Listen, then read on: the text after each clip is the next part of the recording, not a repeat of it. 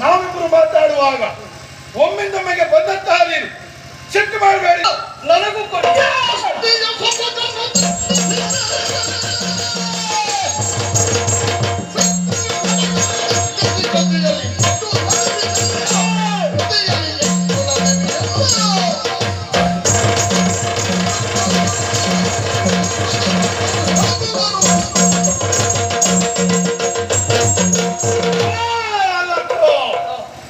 ಬಂದು ನನಗೆ ಬುದ್ಧಿ ಮಾತು ಹೇಳ್ತಾ ಇದೀಯಾ, ಸಮಾಧಾನ ಪಡಿಸ್ತಾ ಇದೀಯಾ.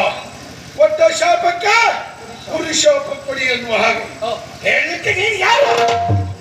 ಆಕಾರ ಶಿಲ್ಪಿ ಎನ್ನುವಂತ ಅಹಂಕಾರ. ಆಕೆಯನ್ನು ರಕ್ಷಣೆ ಮಾಡುವಲ್ಲಿ ನೀನು ಪಾಲುದಾರನಾಗಿದ್ದೀಯ. ನನಗೆ ಸಿಗಬೇಕು ತಪ್ಪಿಸುವಲ್ಲಿ ಕಾರಣಕರ್ತರು ನೀವು ಭಯರು ಎನ್ನುವುದು ಸ್ಪಷ್ಟವಾಯಿತು. ಆಕೆಗೆ ಕೊಟ್ಟ ಹಾಗೆ ನಿನಗೂ ಬಿಡ್ತೇನೆ ಎನ್ನುವ ಹಾಗೆ ಭಾವಿಸಿದೆಯಾ? ಇನ್ನು ಮುಂದೆ ನೀನು ಯಾವ ರೀತಿಯಾದಂತಹ ಚಿತ್ರವನ್ನು ಬಿಡಿಸಬಾರದು. ಏನು ಕಣ್ಣಿನ ದೃಷ್ಟಿ ಮಾತ್ರಕ್ಕೆ ಇಂತಹ ಒಂದು ಭವ್ಯವಾದಂತಹ ಅರಮನೆಯನ್ನು ಬೇಕಾದ್ರೂ ನೀನು ಮಾಡಬಲ್ಲೆ ಅಲ್ವಾ? ನಿನಗೆ ಅಹಂಕಾರ ಬಿಡ್ತೇನೆ ಎನ್ನುವ ಹಾಗೆ ಭಾವಿಸಿದ್ಯಾ? ಇಂದಿನಿಂದ ನೀನು ಮೊದಲಾಗಿ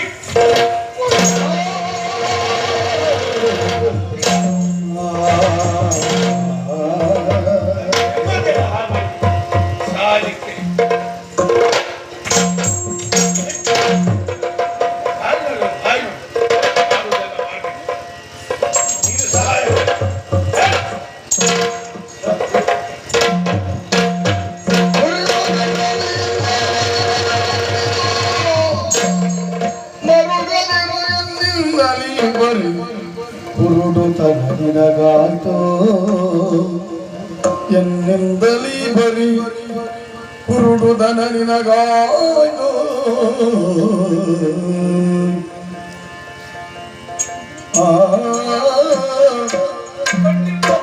ಹಾಗೂ